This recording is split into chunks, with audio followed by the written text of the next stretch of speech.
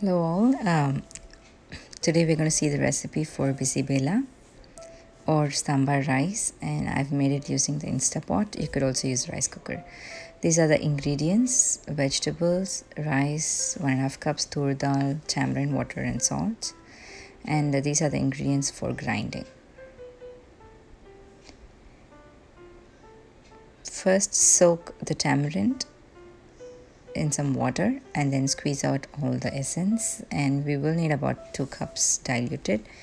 These are the ingredients that you need to dry roast till golden brown. You can actually add half a teaspoon of oil and roast till these are golden brown in color.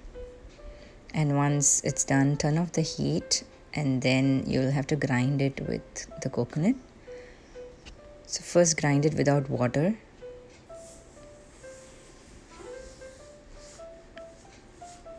Once you get to this consistency, then you could add some water to make it a paste. Once that's done, wash the dal and rice together. Cut all the vegetables and keep them ready. And in your Instapot vessel, you can now add the rice, the vegetables, tamarind water, the paste that you just made.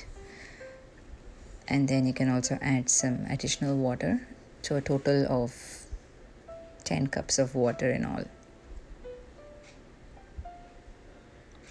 Then add 1 tablespoon of sambar powder and 2 teaspoons of salt, and mix everything well.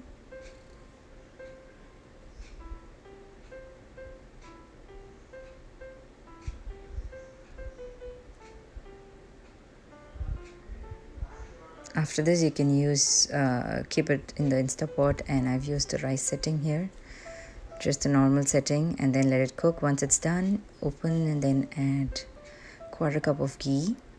If you see that it's very thick, you could add some water and loosen the cooked rice. So it should be in a kind of a loose consistency, not too thick.